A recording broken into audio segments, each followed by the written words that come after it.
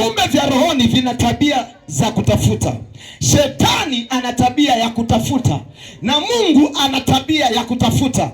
Kwa habari ya Mungu, Biblia inasema ya kwamba Yesu alikuja duniani kutafuta na kuokoa kilichopotea.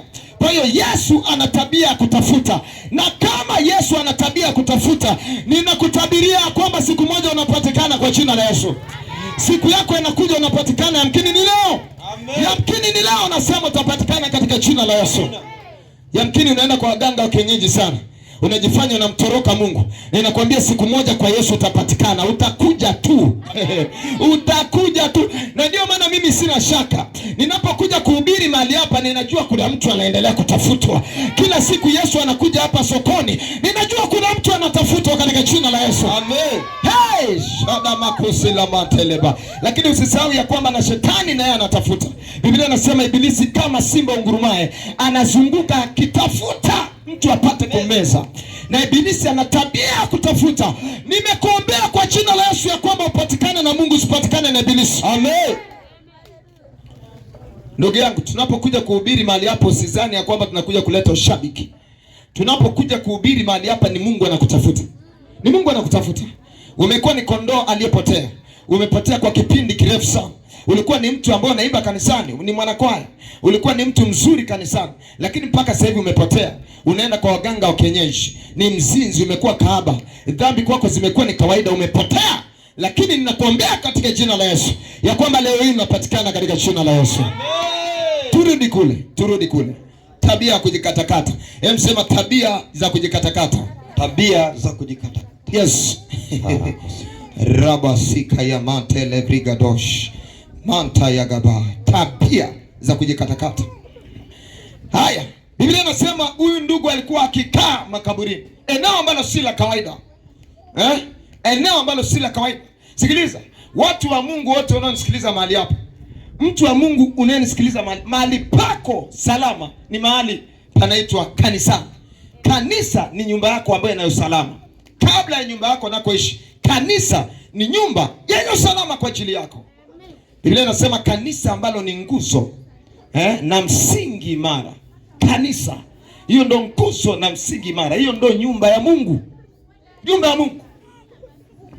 Sasa huyu ndugu alikuwa akitembea makaburini. Makaburini ni sehemu za watu waliokufa. Maana makaburini ni sehemu za vitu kufa. Watu wengi vitu vyao vinakufa kwa sababu hawakai nyumbani mwa Mungu. Miguu yao haijapumzika. Yaani tunasema kule kwa Wanyaturu, miguu inakuwa ni kama vile imelambwa na mbwa. Yaani kwa hiyo ushawahi kuona mbwa anapumzika? Hata kutembea ni kazi. Anaona ni kama vile anachelewa. Ndio hivi, watu ambao hawana Mungu ndio wako hivi kila wakati. Yaani kila wakati mbio mbio, mdomo nje. Anatafuta kitu ale. Sema nakataa tabia za mbwa kwa jina la Yesu. Sema tena nakataa tabia za mbwa kwa jina la Yesu. Hii tabia ya kutokukaa kwenye agano ni tabia za mbwa.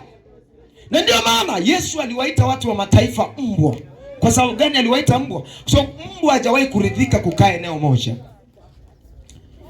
Utamwona leo yuko hapa jalala hili la jirani, utamwona leo yuko jalala jingine, yuko sokoni, yuko kwenye nyumba ya mtu, yani ni tabia ya mbwa.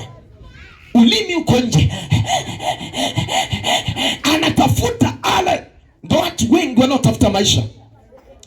Ushangawa na kimbia huko na huko.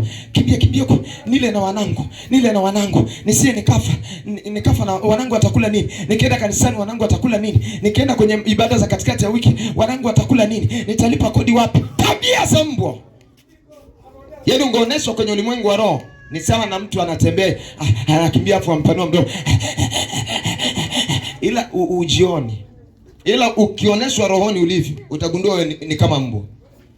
Ila mtu aliyetulia kwenye agano, mwana kondoo. Sema mwana kondoo. Mwana kondoo huwa anasubiri mchungaji ampeleke kwenye eneo la malisho. Huyo ni mwana kondoo. Ila mbwa huwezi kumpata. Huwezi kumchunga mbwa. Sio rahisi. Labda umpeleke kumpiga dawa. Yaani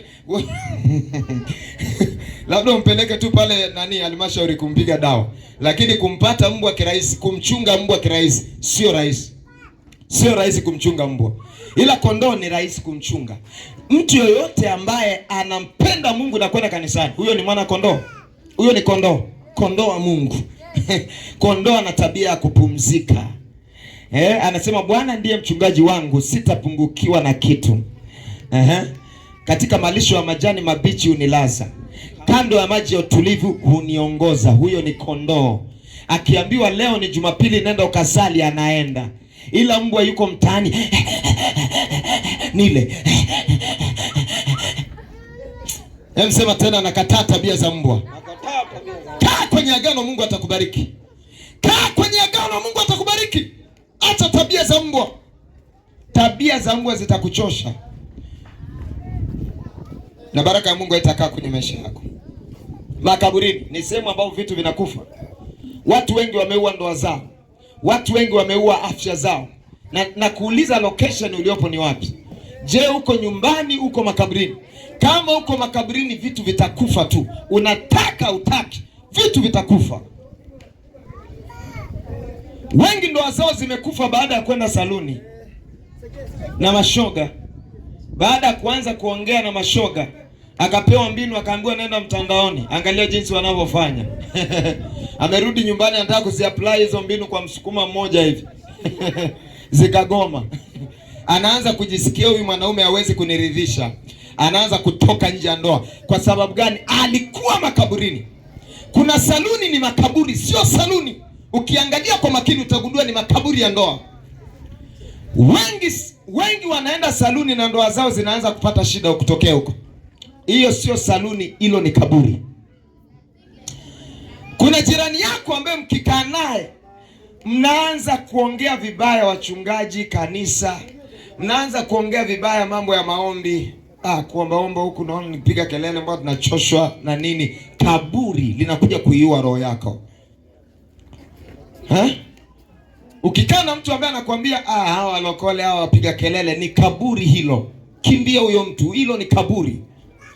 Nakwambia kwenda jamani, wewe siku tatu zote unaenda kanisani, mbona unapoteza muda hivyo? Nenda Jumapili tu, hilo ni kaburi.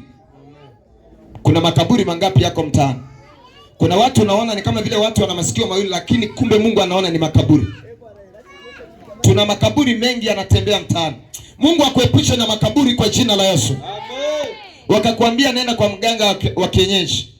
Tangu umeenda kwa mganga wa kienyeji, maisha yako yameanza kuwa na wasiwasi na mashaka. Kwanza hata haya menyo uliyoyapewa, kwa nini ndani unakuwa na mashaka nayo? Ni kwa sababu sio aina yako ya maisha. Mungu akudesign wewe utembee na hayo matunguli, utembee na hayo mairizi, utembee na hayo mabangili. Mungu akukudesign hivyo. Mungu alikudesign uwe msafi, usichanjwe chale. Wakina mama nawaambiaga, unakuta mama amechanjwa chale kifuani, amechanjwa chale kwenye maziwa. Yaani hata kama ni mke wako jamani, uchafu.